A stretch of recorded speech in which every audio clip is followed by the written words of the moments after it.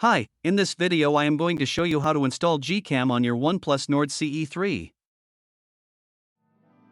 Step 1. Visit our website by clicking on the first link in the description.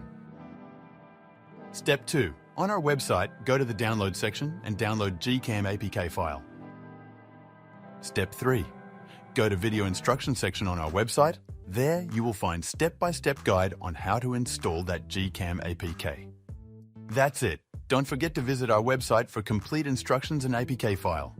Lastly, here's some GCam versus stock camera app comparison.